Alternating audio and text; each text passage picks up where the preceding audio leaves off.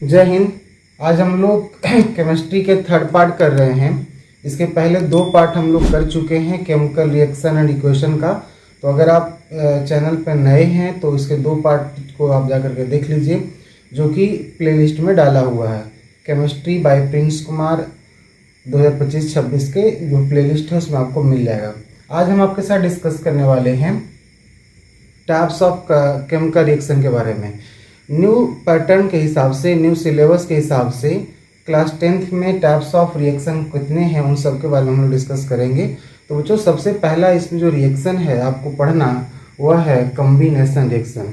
तो आज हम आपको बताएंगे कि कॉम्बिनेशन रिएक्शन क्या होता है, कॉम्बिनेशन रिएक्शन के कितने पार्ट्स टाइप से होते हैं, उसका एक एक करके एग्जाम्पल भी आपको बताएंगे। फिर आप अपने बुक से, जो भी बुक है आप उससे पढ़िएगा। अगर आपको दिक्कत है तो आप कमेंट सेक्शन में हमसे क्वेश्चन पूछ सकते हैं या हमारे ईमेल आईडी पर आप पूछ सकते हैं, ठीक है।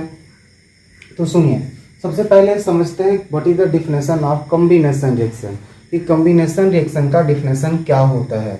तो कॉम्बिनेशन रिएक्शन का जो डिफिनेशन है, the reaction in which two और more reactant combine to form a single reactant. ध्यान देना, बहुत इंपॉर्टेंट है। यह वैसा रिएक्शन जिसमें दो या दो से अधिक रिएक्टेंट रहेंगे, लेकिन प्रोडक्ट कितना बनेगा, एक बनेगा, ठीक है। वैसा रिएक्शन जिसमें रिएक्टेंट दो या दो से अधिक हो सकता है, कम से कम दो रहेगा और मैक्सिमम उससे ज़्यादा भी हो सकता है, पर मिनिमम कम से कम मिनिमम कितना रहेगा, दो रहेगा। तो ऐसा रिएक्शन जिसमें दो या दो से अधिक रिएक्टेंट पार्टिसिपेट करे और सिंगल प्रोडक्ट का फॉर्मेशन करता है। प्रोडक्ट कितना होना चाहिए, सिंगल प्रोडक्ट का फॉर्मेशन करता है, तो वैसे रिएक्शन को हम लोग क्या बोलते हैं, कॉम्बिनेशन रिएक्शन। तो 1 मार्क्स के क्वेश्चन में पूछ लिए जाते हैं what is the definition of combination reaction. तो आप इसका डिफिनेशन याद रखिएगा। अब कॉम्बिनेशन रिएक्शन का 3 टाइप्स होता है, इसका 3 पार्ट होता है। देखिए, कॉम्बिनेशन रिएक्शन का 3 पार्ट में कौन कौन होता है। वह पहला है आपका combination reaction of element and element. तो अगर एलिमेंट और एलिमेंट का कॉम्बिनेशन रिएक्शन होगा तो क्या बनाएगा, कंपाउंड बनाएगा, ठीक है। दूसरा है एलिमेंट प्लस कंपाउंड। एलिमेंट और कंपाउंड अगर बनाएगा तो एक न्यू कंपाउंड का फॉर्मेशन होगा। और तीसरा है compound plus compound, compound 1 compound 2 तो बनाएगा न्यू कंपाउंड, कंपाउंड नंबर 3 बनाएगा, ठीक है, जिसका प्रॉपर्टी बिल्कुल ही अलग होगा। इसको आप इस तरह से भी याद रख सकते हैं। जैसे मान लीजिए कि शॉर्ट में आप याद रखिएगा E प्लस C, तो आपका C बन जाएगा।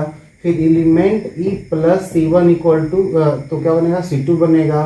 फिर C1 प्लस C2 क्या बनेगा, C3 बनेगा। ये आप शॉर्ट में ऐसे करके याद रख सकते हैं। अब देखिएगा कि एग्जाम्पल समझाते हैं आपको कि एलिमेंट और एलिमेंट अगर रिएक्शन करता है तो क्या बनाएगा, कंपाउंड बनाएगा। क्या बनाएगा, कंपाउंड बनाएगा। जैसे हाइड्रोजन और ऑक्सीजन। हाइड्रोजन भी क्या है, एलिमेंट है, ऑक्सीजन भी एलिमेंट है। हाइड्रोजन कैसा गैस है, बहुत तेज से जलने वाला गैस होता है। ऑक्सीजन जलाने में मदद करने वाला गैस होता है, लेकिन उसका जो प्रोडक्ट हुआ, प्रोडक्ट क्या है, वाटर हुआ। तो ये देखिए एलिमेंट था और इसका जो प्रोडक्ट बना वह क्या बना, उसका जो प्रोडक्ट बना हुआ कंपाउंड बना। इसमें एक एग्जाम्पल बहुत फेमस है, बहुत इंपॉर्टेंट है, मैग्नीशियम प्लस ऑक्सीजन।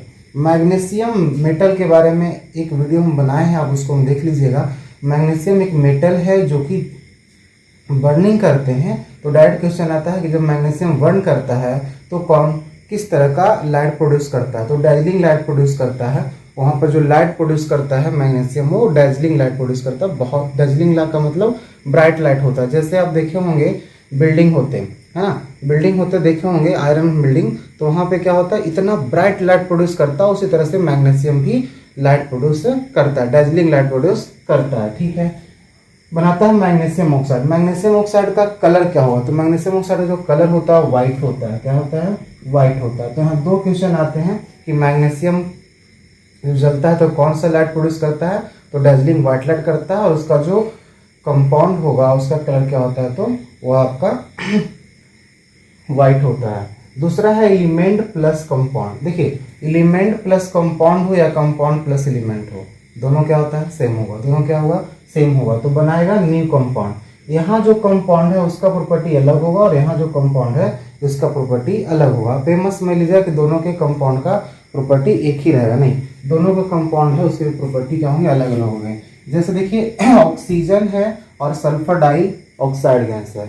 ऑक्सीजन और सल्फर डाइऑक्साइड गैस जब दोनों रिएक्शन करता है तो एक गैस बनाता है जिसका नाम है सल्फर ट्राइऑक्साइड। सल्फर ट्राइऑक्साइड ये भी गैस है।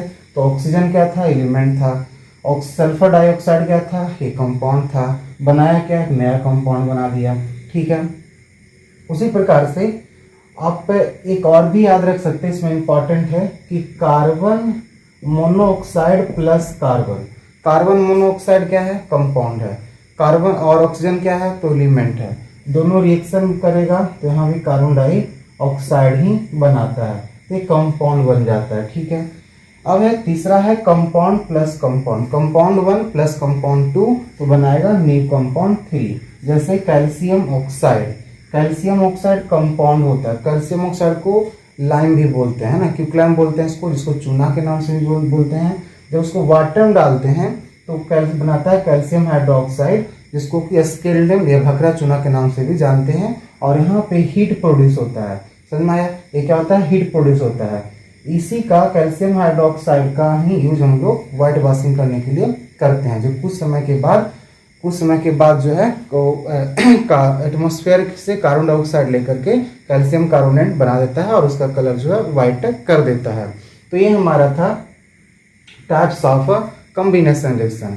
तो बच्चों हमने आपको इस सेक्शन में समझाया कि कॉम्बिनेशन रिएक्शन क्या होता है, उसे कितने टाइप्स होते हैं। अब आपको करने क्या है, आपको क्या करना है कि हर एक पार्ट का कॉम्बिनेशन का कम से कम दो याद रखिए। जैसे एलिमेंट का, एलिमेंट कंपाउंड का, कंपाउंड का दो याद रखिए, मैक्सिमम हो जाता है।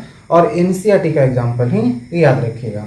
अगर आपको कोई दिक्कत होगा तो आप कमेंट सेक्शन में क्वेश्चन पूछ सकते हैं, और अगर आपको समझ में आ गया तो एक अच्छा सा कमेंट कर दीजिए और इसको दूसरे के पास भी शेयर करिए। थैंक्स फॉर वॉचिंग, धन्यवाद।